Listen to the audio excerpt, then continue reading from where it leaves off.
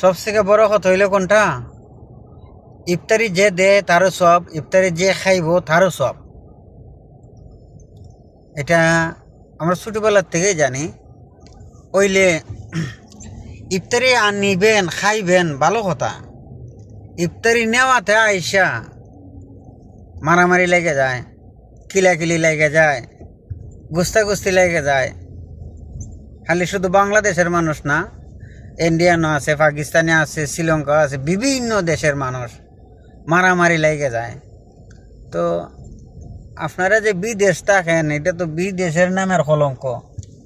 যদি ইফতারি নিয়ে মারামারি লাগতেই হয় বা খাদ্য লাগার উদ্দেশ্যই থাকে, তাহলে ইফতারি নিতাম করে 11 মাস খাইতে পারেন আপনারা, একটা মাস সুন্দর করে চলতে পারেন না নিজের রক্ত মাংস টাকা উপার্জন টাকা দিয়ে সুন্দরভাবে? এটা একটা কথা। হ্যাঁ, আমার তো দুঃখ হইল এই জায়গাটার মধ্যে। আপনারা যে এতদিন নষ্ট কষ্ট হইরা খাম হইরা। दादू ये क्यों फेंका, ये क्यों फेंका इधर? ये रखने, वो रात को सोने के लिए। तुम्हारे रूम में लेके जाओ, उधर रखो। अरे वो देखो ये देखो बेचारा कितने में। उधर लेके जाओ, तुम्हारे रूम का क्या प्रॉब्लम है? इधर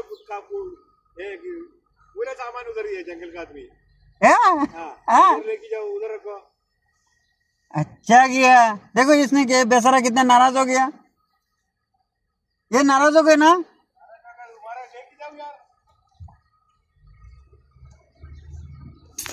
इंडिया नहीं है।